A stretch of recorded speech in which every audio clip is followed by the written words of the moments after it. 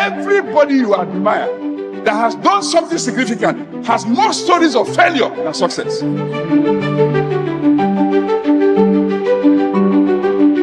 John Ngozi Enelamah is a widely traveled apostolic leader, social reformer, pastor, teacher, mentor, discipler of men and women, and author of several books.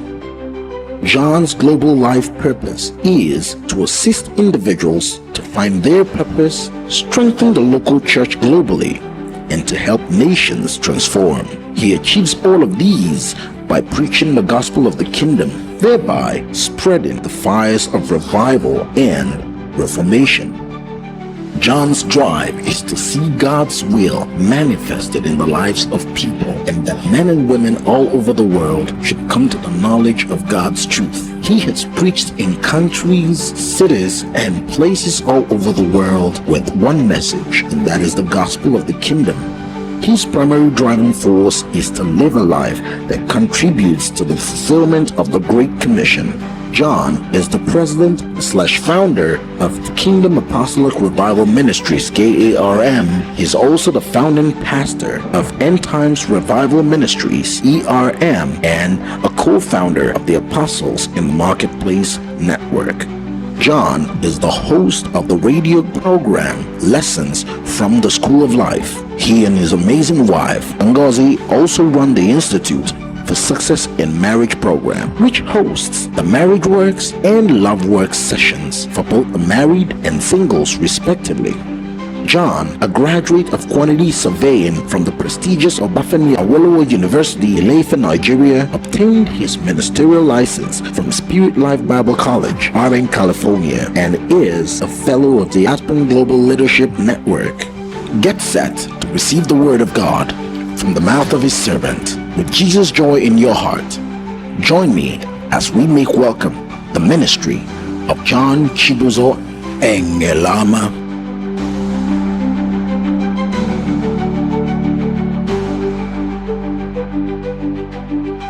Wow, what a blessing to come to church on a Friday evening. Wow.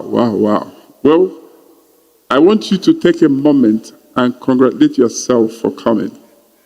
It's a big deal. You know, when I was young, or younger, you know, some of my elders are here. So when I say young, they say, what are you? When I was younger, I get one invitation per time. If I have an invitation to go to a wedding, it's the only invitation I have for that weekend.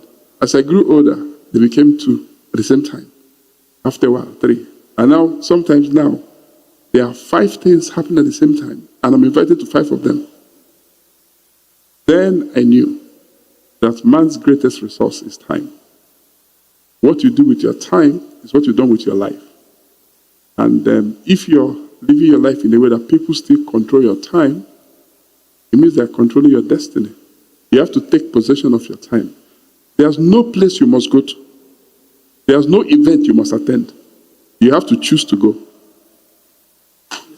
Yes. There's no place. They just call you now. Just DC. You just start going to DC. You have to ask yourself, must you go? Why should you go? What are you going for? If you can think like that, it will change your life forever. Let me say this before I invite my wife to the stage. You know, in the Bible, in Genesis chapter 12, I know you're still standing, just bear with me for a moment. Can somebody read for us Genesis chapter 12 from verse 1 to 3?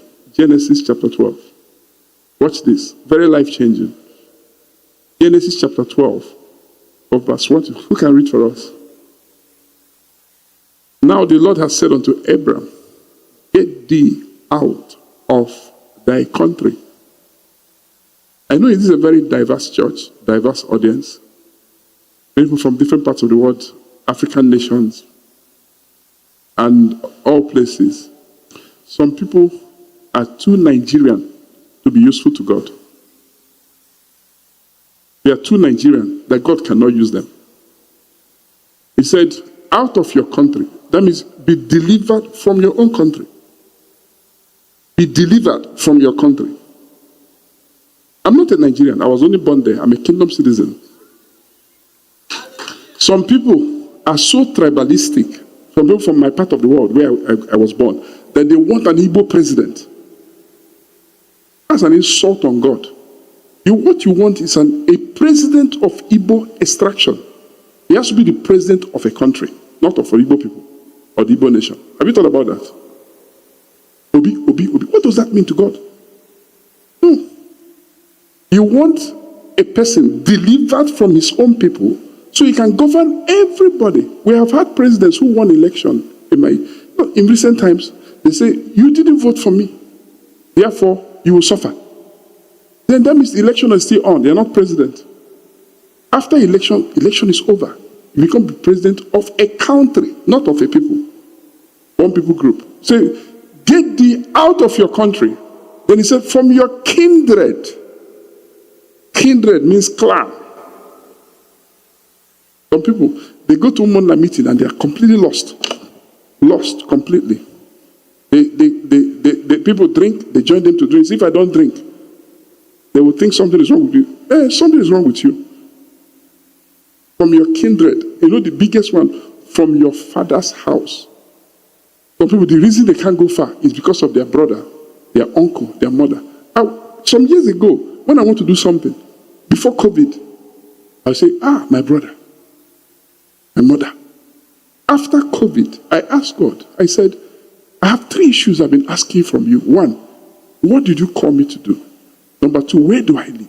Because I'm shopping between Nigeria and the US. Where do I live? I'm confused. Number 3, why do I find it difficult to make decisions? Somebody praise the Lord. You can sit down. It's not punishment. Sit down. Before my wife will send me a memo now, she'll send me SMS. Say, let the people sit down now. She's coming up soon. Now watch this. I tested positive to COVID, right? Yes, positive. That means I had COVID. I went to hospital 10 days. 1 or 2 days in ICU. But 10 days, I was so weak, I can't handle my handset. So I wondered why, when I came off those 10 days, I got the answers. But now I know why. What happened? But let me tell you the answers. I said, where do I live? God said, where does your family live? I said, they live in America. He said, you live in America. Marriage is one. You are married to your wife. Where she lives, where you live. Where you live, where she lives. She can't live in America, you live in the US. That means a broken marriage. He said, it's not a riddle. So I said, how can I live in America? I'm a missionary. America is a sending nation. He said, no. He said, you're making a mistake. He said, America has become the greatest need of missionary in the world. America as a country. And he said to me, if you doubt it, ask the average American, what is marriage? If they stammer, there is problem. If they say male and female, husband and wife, he said to me, in fact, the true story between me and God, he said, in fact, if you see President Obama, ask him, what is marriage? If he starts to stammer, there is problem. If he says husband and wife, then you know that it's not a mission field. But if he starts saying, well, that America is a mission field, say it's the greatest mission field. So he said, in fact, he made me to understand you are a reverse missionary. You are bringing the gospel back to the people who brought the gospel to you. And you are not the only one. A generation is coming. So that's what. And I said, why do I find it difficult to make decisions? He said, because you are going beyond your designed capacity. You are adding variables to decision making I did not add when I created you. You see, when I made you, John, the only person that mattered is me. Your mother, immaterial. Your brother, immaterial. Your uncle, now not part of the equation. If I say, go, go. You can't even use your wife as a reason for not obeying me.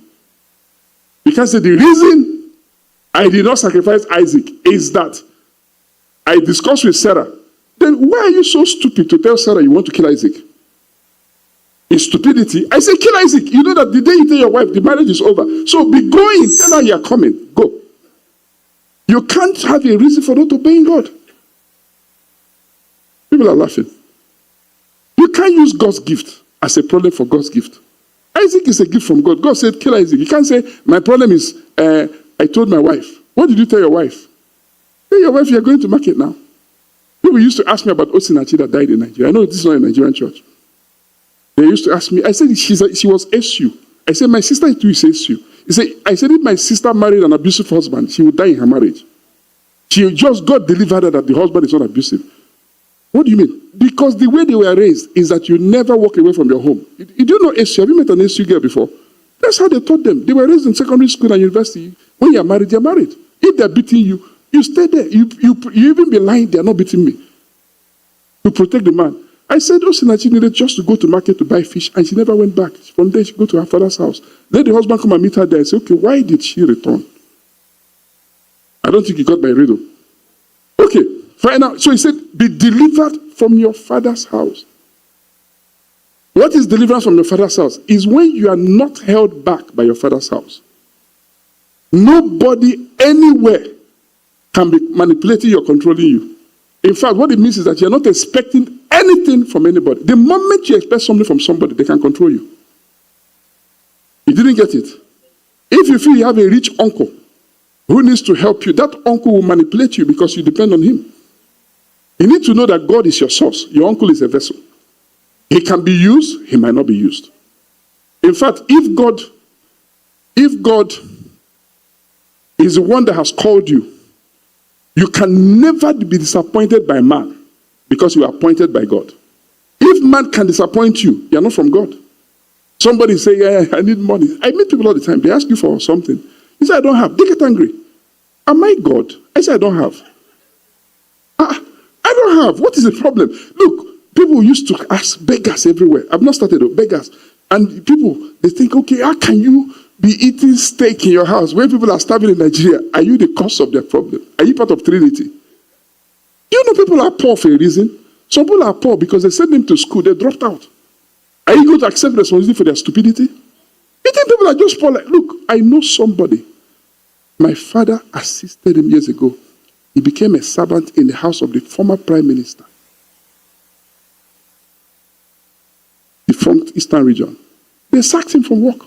Why? One day he got so angry. He was ready to stab somebody. The prime minister said, before you kill me, be going. How can you be in the presence of greatness and miss greatness? You are a servant. You should be the next prime minister. You are serving the prime minister. Anyway, too far. So, I was delivered. It's called self-deliverance. People say, when you wake up in the morning, what should you do? Let me tell you what you should do. Have a meeting with God every day. Deliver me from me. People are saying, you can't be praying like machine gun. Prayer is a two-way traffic. Just wake up and start talking. Look, if you go to the presence of President Trump or President Tinubu or the president of any country anywhere in the world, South African president, if you enter their presence and start talking, you're mad. Security men will take you out. You can't come in presence of greatness and talk when they've not talked. How can you wake up and be talking to God when he has not spoken to you? Why are you so nervous? You wake up, calm down. God, good morning. I've never seen this day before. Help me today. Some people don't know God. When I didn't know him, I used to feel guilty about so many things. People are calling you. They have a need. You're thinking, what can I do? They get angry. You didn't answer my call. I said, be angry. I'm not owing you. Go. Am I owing you?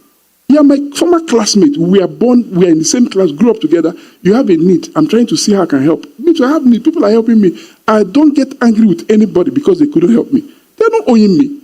Before my father died, I was young, maybe teenager. He called a family meeting. All his children were 10. 10 of us from 2 mothers. Brothers. He said, nobody is owing anybody. You're only siblings. Whatever your brother or sister does for you is help. Don't demand anything. They're not owing you. They're your brother. Fight your own way. Live your own life. Because of that, since he died, we have never shared land or property. How can you be sharing property from a previous generation? Does it mean they're greater than you? Somebody has lived and died. You're fighting over his property. That means he's greater. But he sent you to school. I've gone where my father didn't go. How can I be fighting over his property when I've gone further than him in life? Oh, I can't do that. So, tonight, wow. I don't know who is going to account for the time I've used so far. Because I've seen -16. I don't even know what it means. So let me invite my wife. My dear wife, come.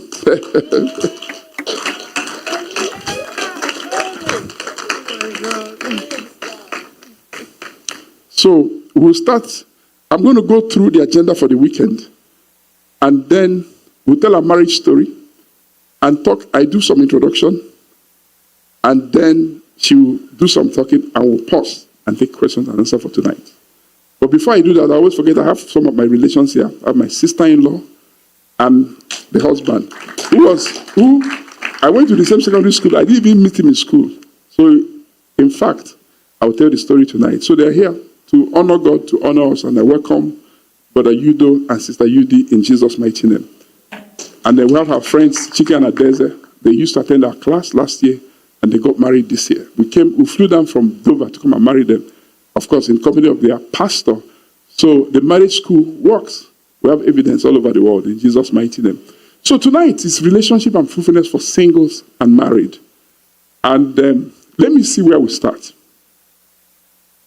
Check this. Plug and play.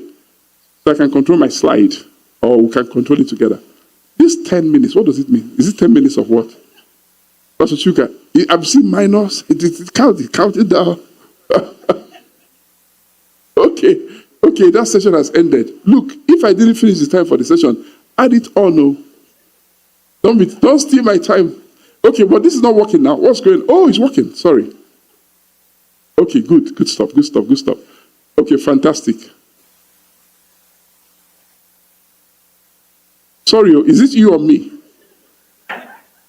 This will fire people. Remember the generation, the era of presidents we have. We'll fire people. Better respect yourself.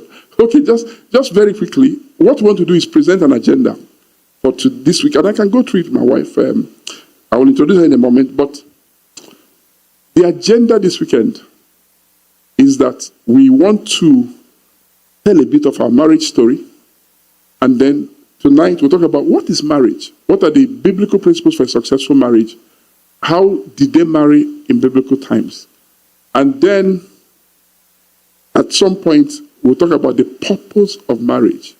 I'll hand over the mic to her at that point. We'll tell our story together. Okay, we have some guidelines for that story. And then I share a few things. She talks about purpose. We pause and then hand over back to Pastor Chuka, who then hands over to the people moderating the Q&A. I heard Sister Jane and all that stuff, yeah? So, but let me go through that again. So we tell a marriage story, talk about what is marriage, biblical principle for a successful marriage. How did they marry in biblical? There are lessons there. How did they marry in biblical times? Why am I not married this weekend? Why am I not married? Okay, the second point is, why do people struggle in their marriage? Why do people struggle in marriage? We talk about understanding intimacy or sex in marriage, depending on the audience. If there are a lot of single people, we cannot say much because they are single. Yes, because I can't go beyond the Bible. I can't be loud when the Bible is silent. Yes, but if it's couples, we can talk to ourselves, right? Sure. So I told Pastor Chuka ahead of time that he's in charge. I will follow his instructions and leadership, right? But it's an important subject. Very important. Why do people separate and sometimes divorce? Why? We'll find out. Is there anything I can do to ensure that my marriage lasts a lifetime? Is there anything I can do for people that are single? Is there anything you can do? And then I'm single, but I want to marry. What should I do? I'm single. I want to marry you. What should I do? We'll talk about that, and then we'll look at all the lessons, if we go that far, because we may not cover everything in one weekend. Then we'll look at application of all the principles. That's what we want to do tonight. So the first thing tonight is our marriage stories, introduction. So, 25 years and counting. We'll be married for 25 years. On November 11th, 2025. Because we got married on November 11th, 2000, right? So what's the story? You know, for every marriage story, there are two perspectives. The man, the woman. So my wife will tell her story. I'll tell my story. Nobody's right. Nobody's wrong. Yes, people fight over it. You know, as you grow older, you learn. What are you fighting over? It's my story. This one is your story. You say it's black. I say it's blue. What's the problem? So there's no fight, right? So 25 years and counting. It looks like yesterday. So time is ephemeral. But as we proceed tonight, we ask you for help from above. In Jesus' mighty name we pray. How did we meet? My story. She will tell her story. So let me leave her there. Come here. Yes. How did we meet? Oh, I will say some things, but please don't make the mistake of reading the script. Don't try to find your story in my story. Learn only the lessons. Because if you limit yourself by my story, you miss God. Be very, very careful. When people are telling their story, don't think your story must be like their story. It's not true. What is important are the principles. Our story is unique, as every story is unique. By the time I was born, my parents and her parents were living together. Why? They were running from the war. I was born October 1969, 3 months to the end of the Nigerian Civil War. Her parents and my parents, they ran for their lives together. And they were in the same place when I was born. So, my wife's mother and my wife's father, who were my future parents-in-law, knew me from my babyhood. They know when I was born, where I was born. It's not story, this is true. And then, as parents would talk, they would talk among themselves that one child will marry another child. But remember, I came from a family, there were 10 of us. So there were people before me, they would say, this one will marry this one. Time was passing by. My mother-in-law, in fact, my mother told me that my mother-in-law, they of course, future, said to her, you say you marry one of my children. They are gone, no, only 2 people are left. The true story. Of course, I was not part of these discussions. Fortunately, my wife and I went to the same secondary school, Federal Government College, Okigwe, where I was like, how many years a senior? Can't remember. Whether it's 3 years. But whatever it is, the gap was so much that she cannot come and talk to me. Even if she wants to talk to me, right? And I cannot talk to her. But we knew of each other because my mother-in-law used to supply bread to my school and Scotch egg.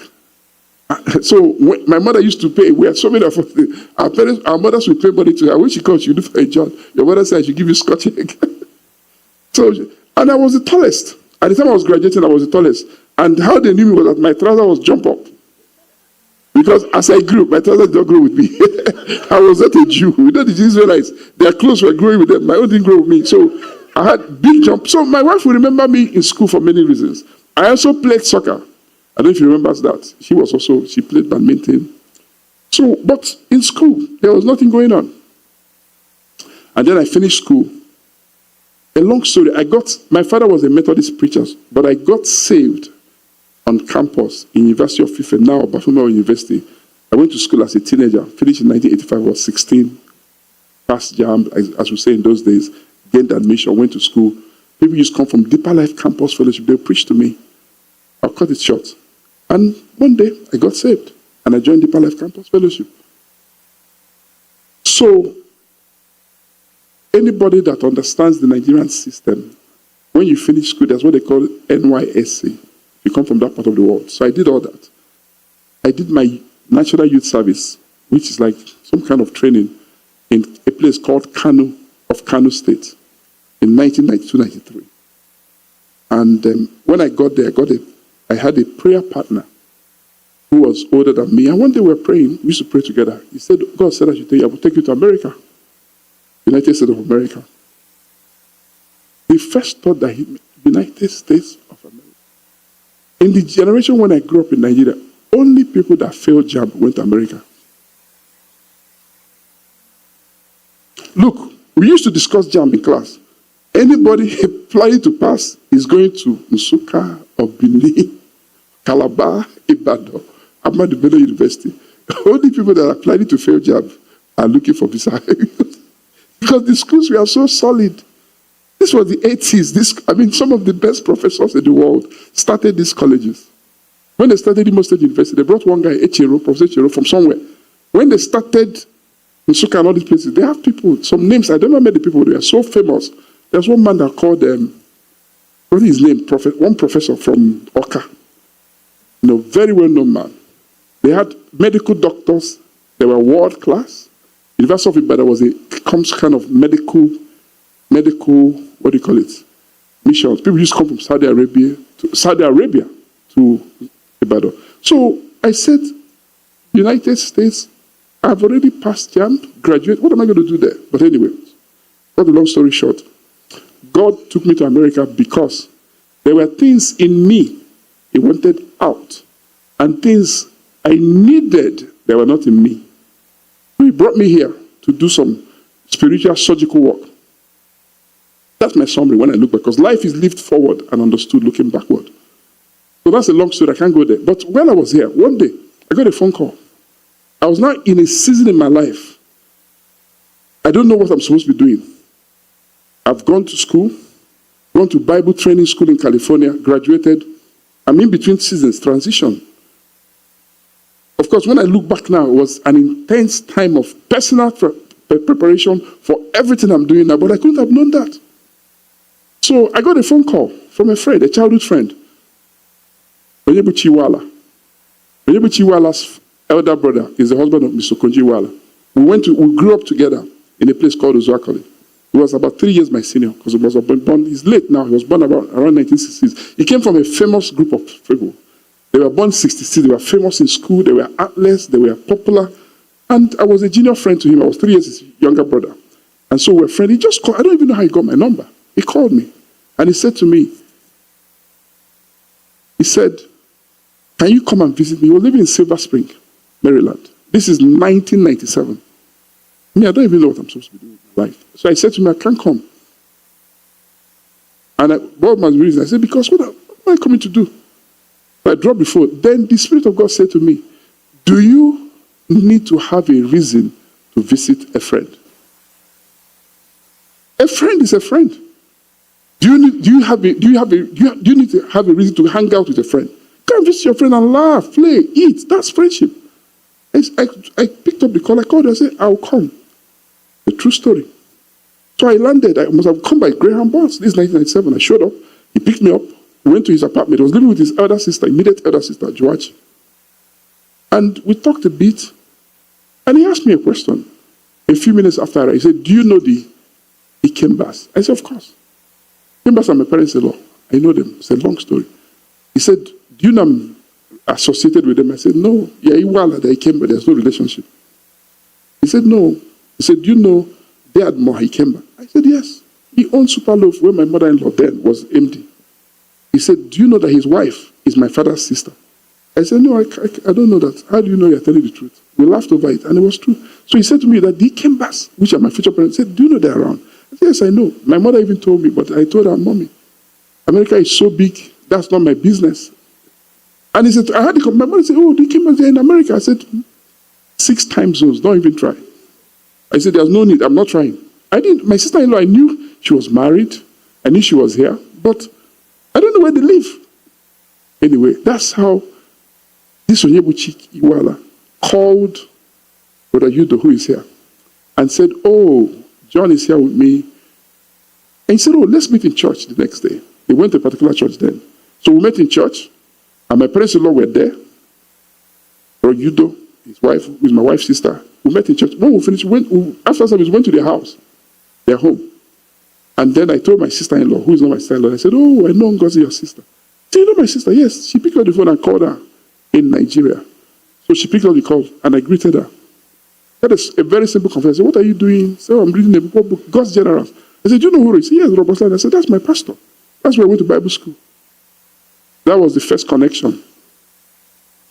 It's a long story, because I have to give her the mic to talk. And I've said a lot already. So maybe I should pause here and hand over the mic to her. So over to you now. Oh my God. Thank you so much. Thank you, Pastor Didi, Pastor Chuka. Thanks for inviting us. We're really excited to be here. After this kind of story, it'll be hard for me to tell my own story. I don't even know where to start. But what I remember clearly was that after I had graduated from university, I was now doing my internship, at the military hospital then, or really right from after getting born again, we're really praying about who to get married to. It was important because then we're told, look, who you marry will make a difference in your life and all of that. And so it was a big burden, not just for me, any young lady growing up in our culture as well. because once you're of age, the next thing is marriage. And so I was praying about who to get married to, who will I marry. It was a burden, as with every other person. I remember then, those years, that literally everybody in my class got married from final year because they were looking for pharmacists, doctors, nurses. If you're in the health profession, you were a quick, fix to go. And I and a couple of friends, yes, that was what was happening then. So, and I and a couple of my friends were among the few that were not hitched. So we were looking as if we were the bad girls of this matter, right? And so, I think eventually, I had that conversation, that call happened, and we connected. But this is like to cut the long story short. The long story of waiting, seeking God's face, meeting a lot of people who you felt could be the one, and being under so much pressure, where even my mom would say, look, a woman has a biological time. You strike now when the iron is hot, when you have a lot of people coming to you, make that choice. And so it was really a tough process, waiting, having to make that choice, to decide to wait, because you didn't feel in your spirit that this was the one for you. So that period of waiting was quite trying. And there was something he said, I think you remember when he told the story before, he mentioned how he saw me, he had come to my house, many years ago just to visit. But I didn't even remember that when he saw me on the road again at some other time. No, don't worry. let me tell my version first. But why I remember that is that we had a class recently, the marriage course, and we had some couples tell their stories.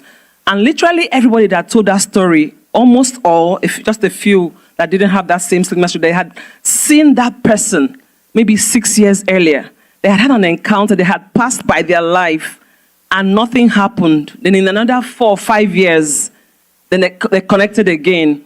And that was just, because many times I asked myself, he was in secondary school with me. I remember him vividly, visiting days when our parents would come. I remember her. I remember him, but we never talked in school. Can you imagine if I knew at that time that this was the person I was going to get married to? I asked myself, what other kinds of decisions would I have made, right? Because in a culture here, you find people getting married to their high school sweethearts. You meet someone in high school, you know that this is the one. But our culture, we needed you to do well, be a man, have a house, particularly Igbo culture, right? You have a lot of things to show before you make that decision. But it's interesting to know that we were in each other's vicinity. We were in our neighborhood. And that's why right? I asked the question, is marriage a neighborliness thing? Is marriage a neighborliness thing? Neighbor. Is it how it was meant to be by God?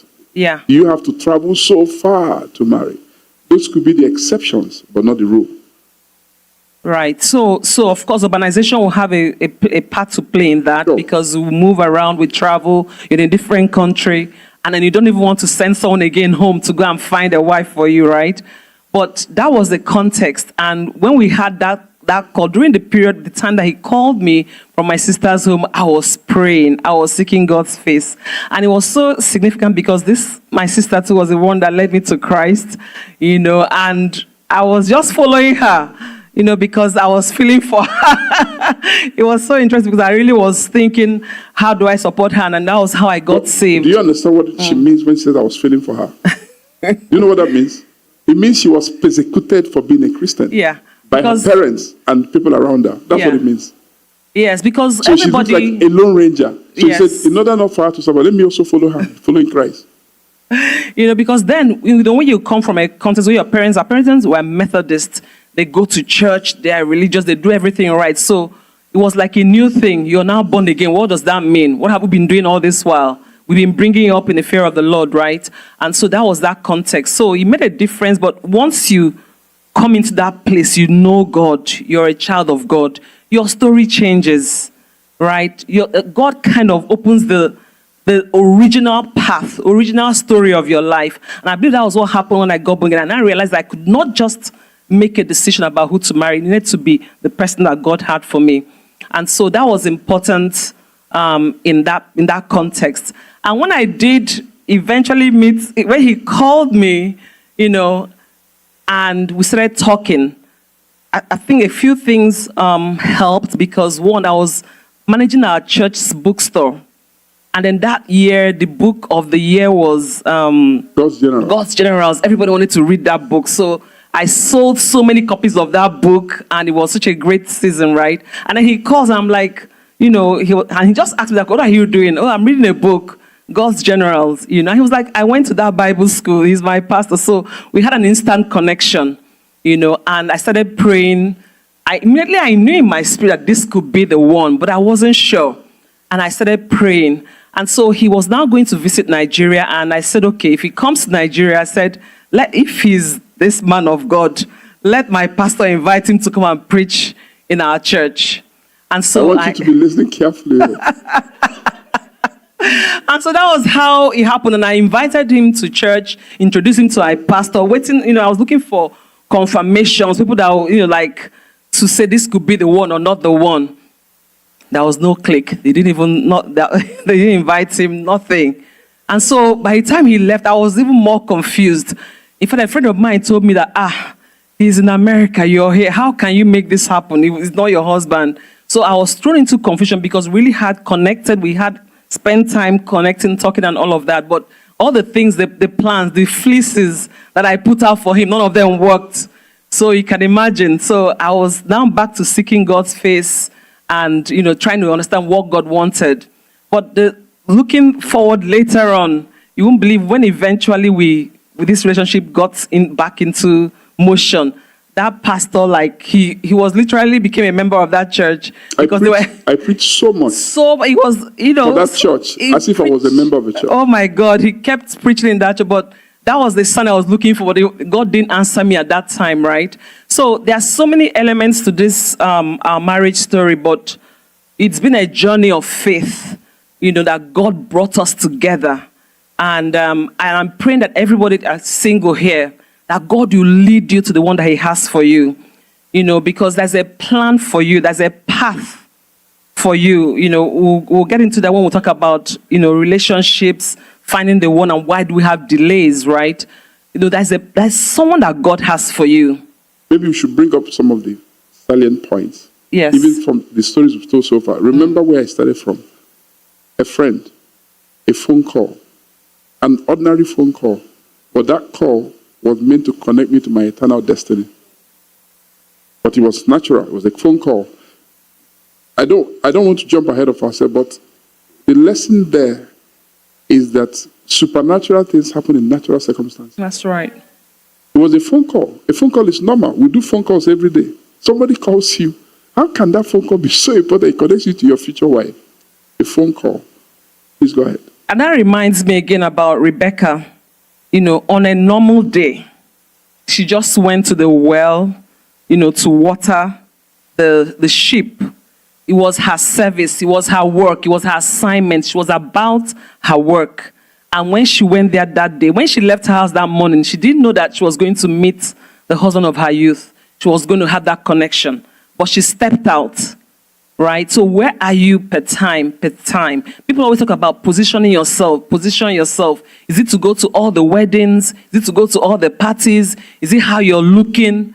What is that positioning that everybody is talking about, right? What is that positioning that we need to have? The thing to not forget is that you can't help God. No. So when people say position is so, I don't even know, what's the word for it? It's like I don't know what to say, but it's so carnal. What do you mean position yourself? No, think about it. I like to be fair, straightforward, and blunt. Life is not about positioning yourself. Those are things that motivational speakers talk about. Position yourself. David was in the bush. He was not positioned for anything. But God said, until he comes, there's nothing going on in this house. Where is the positioning? Somebody's inside the bush. They didn't even count him. They were asking the father, do you have any other children? He said, yes, so there's one boy in the bush. Read the Bible, that's what he's saying. So when I say this, people don't get promoted because they position themselves. They get promoted because God highlights them. God says, this one. Look, in Nigeria, some years ago, I was serving God with all my heart and doing things that were kingdom. Most pastors focus on the church, their church. But I did things that were kingdom that cost me a lot. But it was for kingdom. Because your church can grow and the kingdom is diminishing. Are you aware? Yes. Your church can be growing and the kingdom is getting smaller.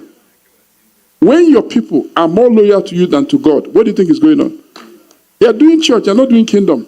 When you talk as a pastor, people are trembling and God speaks to them. They are just looking at, they even come to you and say, I heard somebody talking to me. Do you think it's God? So you have to be careful in this life. Be very careful in this life. We talked about it today. I don't want to jump ahead of myself, but talk about values. Values. Maybe we should just go through this. Let's go back to that slide, the last slide. Let's use it as a guide and look at the key principles. Just go back to our, okay, that's it, our marriage story. No, go to the next one. The next slide. Okay, I should use this. The slide that says our marriage story. We talked about how we met. We've talked about that, right? Yes. Okay. Yeah, this one, 25 years and counting. How did we meet? We've told the story. You get it. It's not a full story. It's an abridged version, right? What is our marriage foundation? So she's talking about that. She says she gave her life to Christ. When I met my wife, before we were married, she's born in September. Every September, she fasted the whole month for many years. In fact, after we married, she stopped fasting in September. You know, I'm like, you have found what you'll be fasting about. So what is it? What is the prayer point? You are living with the will of God. What is the prayer point again? It's a true story. You know, foundation. She came from parents that were married for over 50 years. What separated her parents was death. So that's her foundation.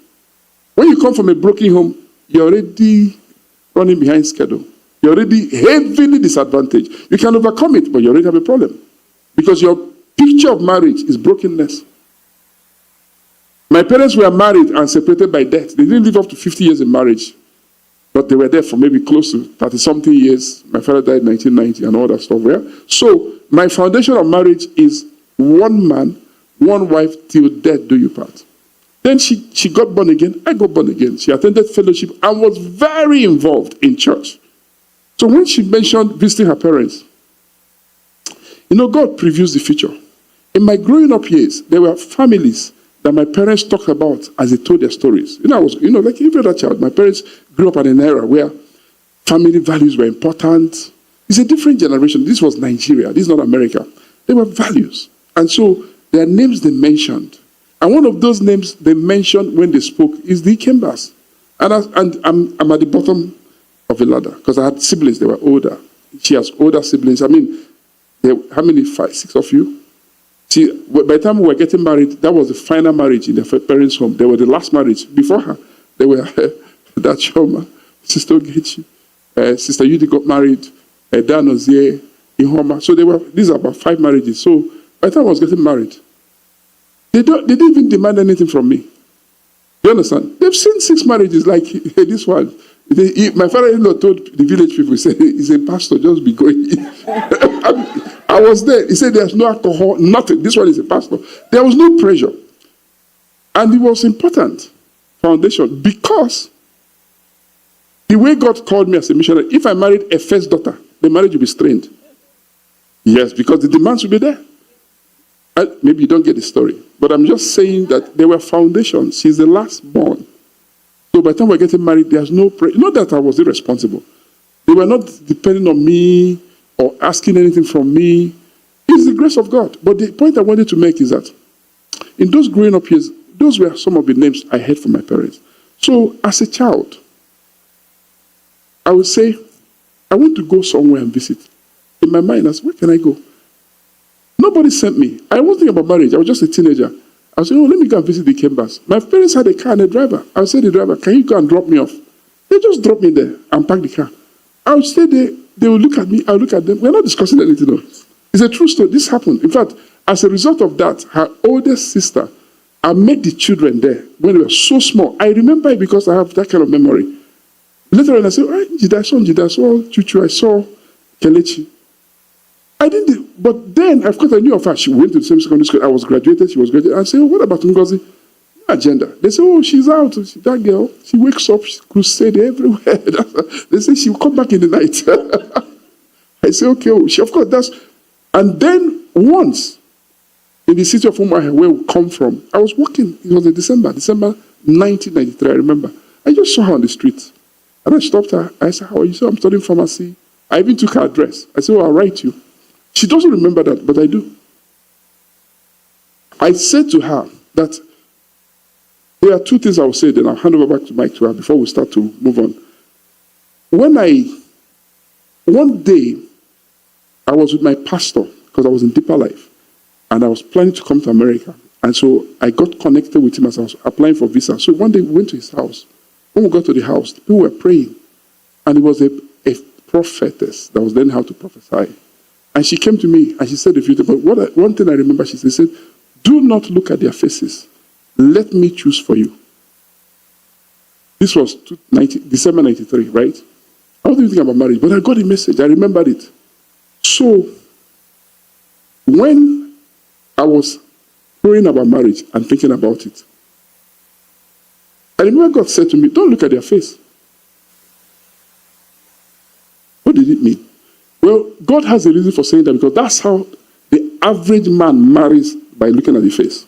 The nature of man is that as he's going, he's looking at the faces and choosing by face. Yes. God said, don't do that. Let me choose for you. And it had nothing to do with beauty or no beauty. It had to do with the fact that if you look at the faces, you will choose the wrong person 7 times before you find the right person. Yes, because they're going to be choosing what you're seeing. So even that 1998, when I came to meet her, and we spent an entire month just talking about life, I remember what God said. So my focus was on her face. I was listening to the story and asking myself, is it whom I'm supposed to marry? When I got back to America, it looks exaggerated. They asked me, so what does she look like? I said, I don't know. It wasn't because I wasn't stupid. I was only spiritual. It wasn't about whether she's beautiful. That's not the point. The point is, I'm looking for who I'm going to spend the rest of my life with. So what I used to say to God, I said, God, I'm not in a hurry to marry. He said, why? I said, because this thing is a gift box. You don't know what's inside until you open it. And by the way, anytime you go to a seminar on marriage and they finish teaching and you're in a hurry to marry, they talk you wrong doctrine. Because when Jesus talked about marriage, people drew back. They say, if you be the case with man, me, I'm not going to marry you. Because what he said to them is do or die. In the sense of, is until death do you part. You understand what that means? Let me explain for those who are single. What it means is that in my growing up years in the 80s, when my first sister got married, I was maybe about 11, 12. She was crying. My father was crying. My mother was crying. People were crying. Why were they crying? Well, I'll tell you why in a moment. A generation later, about 3 Decembers ago, one of my cousins got married. I went there. She was taking pictures while the marriage process was going on with the girl she was marrying. They were both taking pictures. We were fighting over the dowry. I came like several hours late. I said, what's going on? They said they're still arguing about money. I made a couple outside taking pictures. They are not even part of the negotiation. But do you know why they were taking pictures and laughing when they were discussing their own marriage? Because they know that if it doesn't work, you go home. But my sister was crying because she knew that as she left her father's house, she would never come back. My sister had a troubled marriage, but she has never come back. When she left her room, we took it. Where are you coming to? You have a room. This was my sister, the first to graduate in my family. First class brain. She married, was a challenging marriage. She never came back. Up to today, she would come and visit. She cannot sleep too much. 2 days, you have to be going. I'm telling you the truth. So that's why she was crying, because the culture of that era is that when you are married, you are married. So, I want to say that, let me ask the question, why is my wife and I, why are we passionate about marriage? We started teaching marriage at the first few years of our marriage. We used to go to do marriage seminar. On the way, we are quarreling. We get to the venue, we say, we have to pause. Let's go teach. We finish teaching. We'll go back on the way. We'll pick up. You say, where did we stop, sir? I'm not exaggerating. Because we didn't even see any correlation between teaching the marriage and not being natural. Look, the way I am, I don't hold grudge again. If you do me, I do you. And I'm done. I'm done. I will tell you exactly. When I say do you, I'm not revengeful.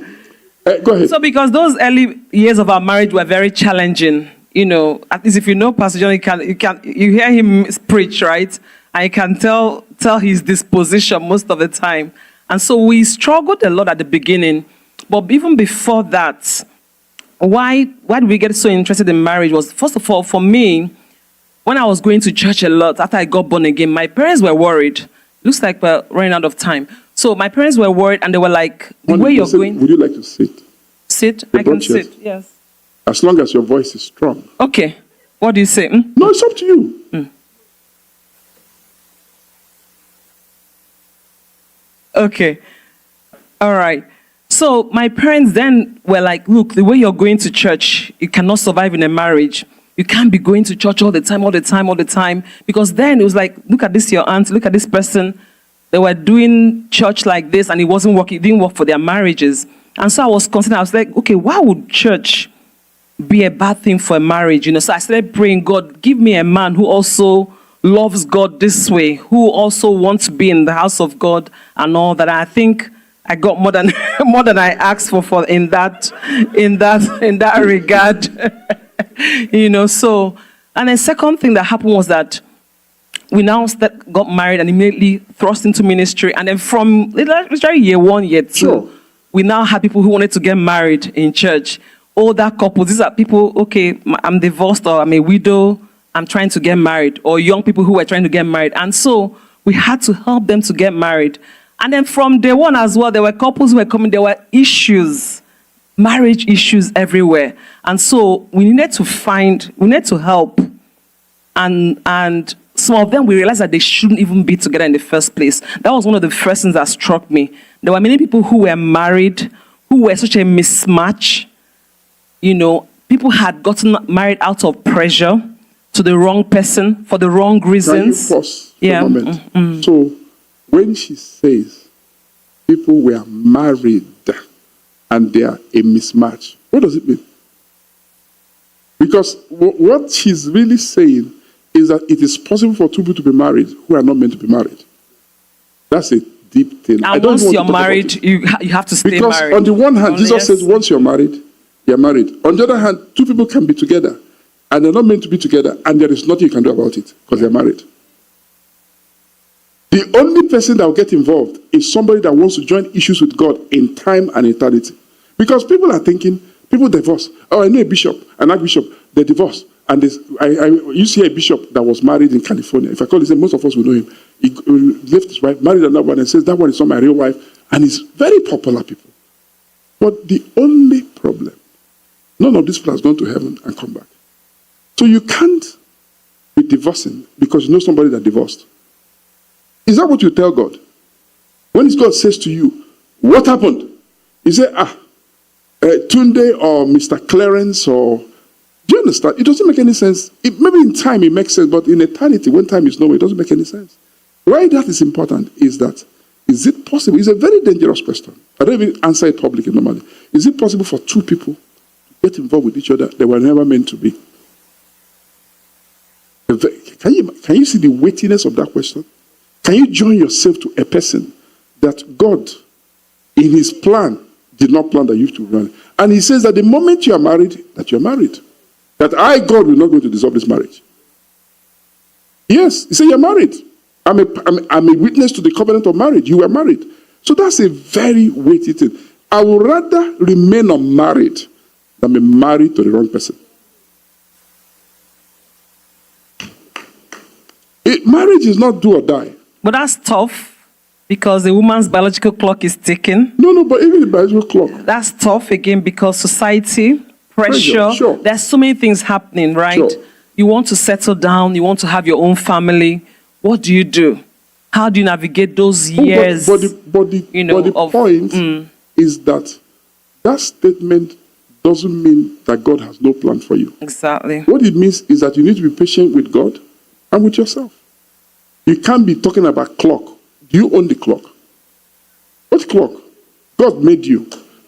I mean, look at God is talking to Moses. He said, Moses, go and deliver. Moses said to God, it's written in the Bible. He said to God, I'm slow of tongue. He's saying to God, I'm a stammerer. God said, you're talking to me. You're telling me, okay, then let Aaron be your tongue. Instead of asking me to deliver you from slow tongue, let Aaron be your tongue. Do you know that Robert Slido, he talked about, my pastor, Pastor Roberts, went to heaven. I mean, it's documented history. It's a book, I Saw Heaven. He said, I saw warehouses in heaven full of body parts, tongues, eyes, nose, leg. He said, what is this? They said that these are human parts. They are meant to be emptied every day, but by faith. Can I ask you, is it a thing, how did Paul say it? It's incredible that God should have body parts. Doesn't Mercedes-Benz have parts? Doesn't Peugeot have parts? I want to ask you, Volvo cars, do you have a Honda car? Do you drive cars? The people that made your cars, do they have parts of those cars? Why would God that made human beings not have human parts in heaven? The point I'm making is, why would you be telling God, I'm stammerer, when you're talking to the creator of tongue? So when you're saying biological clock, what is biological clock? I'm growing older. But I have a plan for your life. I would rather be more concerned about not missing his plan than counting the clock. Yes. I would rather say, okay, God, what can I do that I don't miss your agenda for me? What is clock? This thing is, can I say something? You know, I started by telling people, like, you know, this life is full of secrets. I'll hand over to you in a moment. This life is full of secrets. Oh. One of the secrets of life is that you need to be delivered from your personal opinion and human opinion. Until you die to opinion, you're not living. If what I think about you bothers you, you are not living, you're dead. Why would, look, you can think anything you like about me. People quarrel with me these days. I laugh. I tell my wife, relax. This is a test. I will pass the test. If I have a problem, the Holy Spirit will notify me. If I have no notice from heaven, you say I have a problem, it's you that has problem. Oh. Yes, sir. How can you be a Christian and have a problem and you don't know? When he comes, he teach you all truth. He reveal things to you. The point I'm making is that we need to be delivered from ourselves. When somebody says, I'm 40 years, I'm not married. What's that?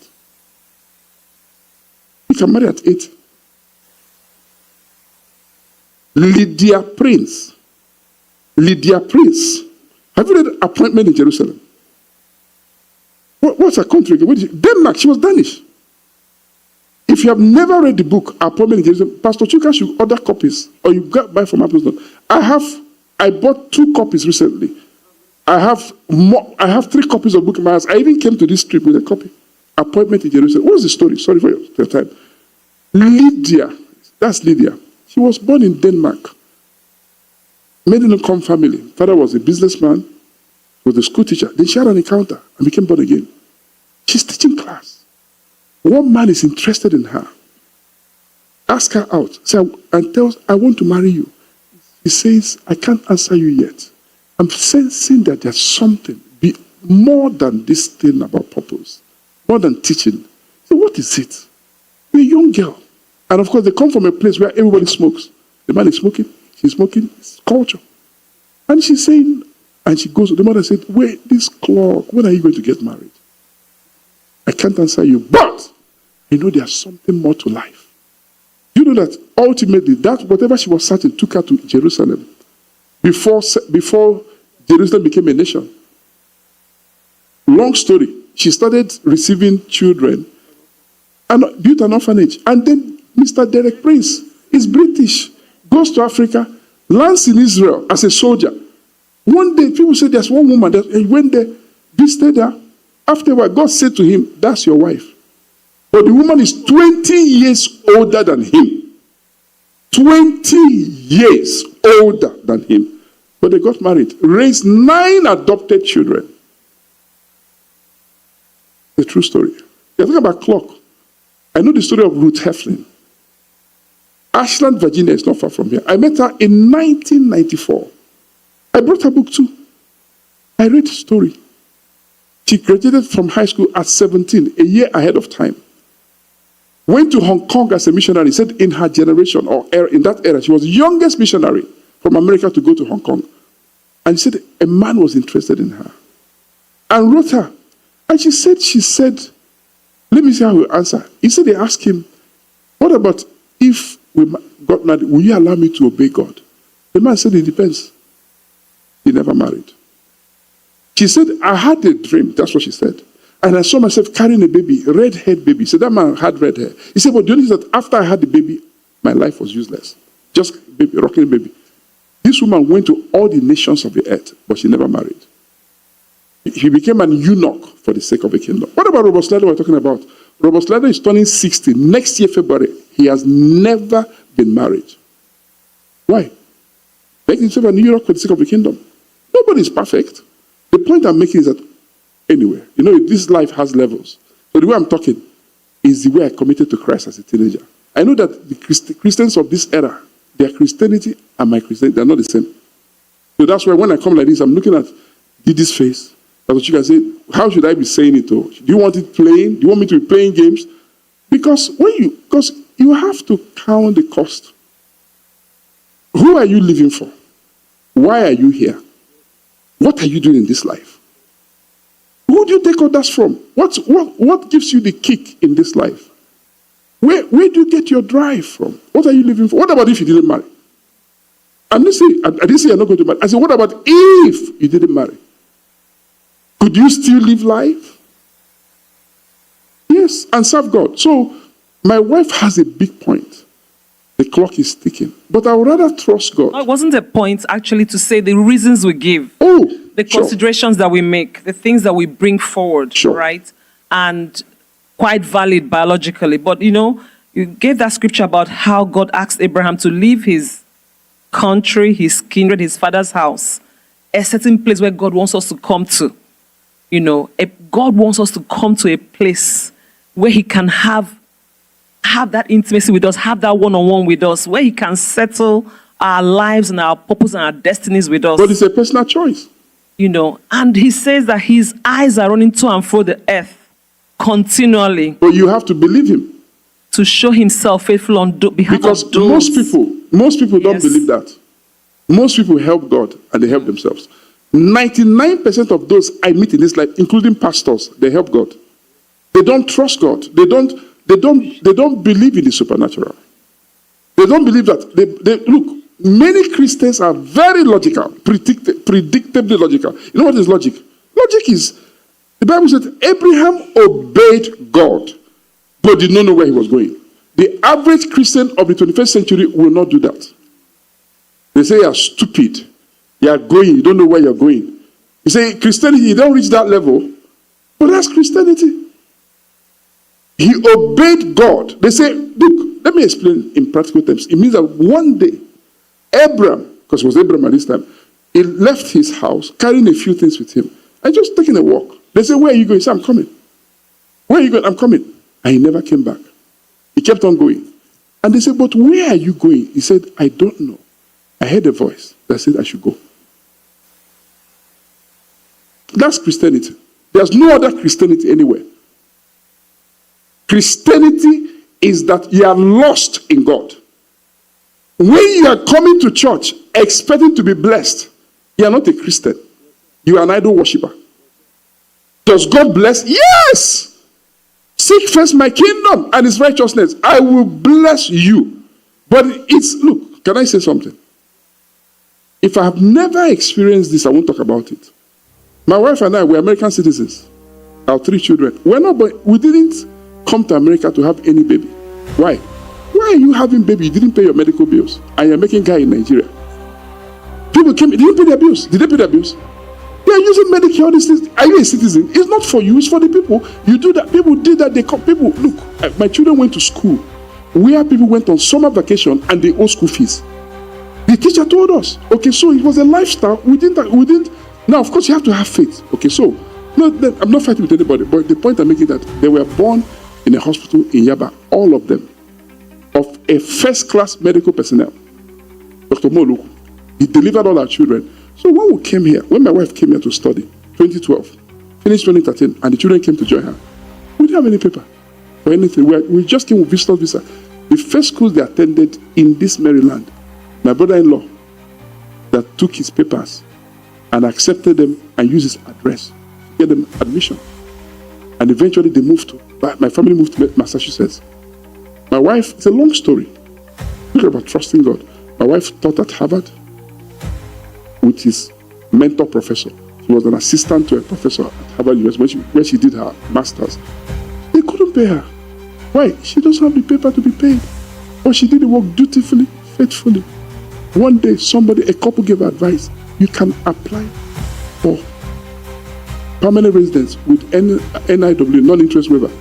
She was afraid because she discussed with me. We were saying, this thing, we don't know.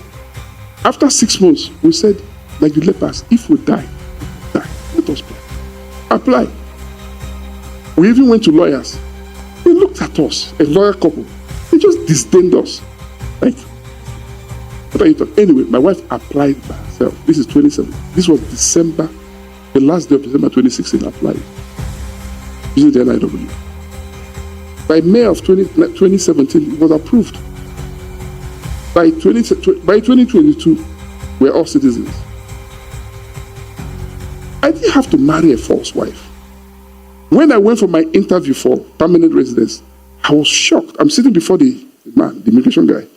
I'm seeing every document I've ever submitted to the American embassy. That's people that tell lies to embassies. They are committing suicide. Because they have all the records. I saw things I've never remembered. Because the file is big. I'm seeing everything. I'm seeing photocopies of documents I didn't even remember. I told my story, consistent story. They gave us green card. After 5 years, we became citizens. God used to say to me and to us, I will give you dual nationality for my gospel. I will give you dual. That by this time, I'm not a permanent resident. Seek first my kingdom, His righteousness. Let me say this and I'll hand over to her. We'll start to wind up.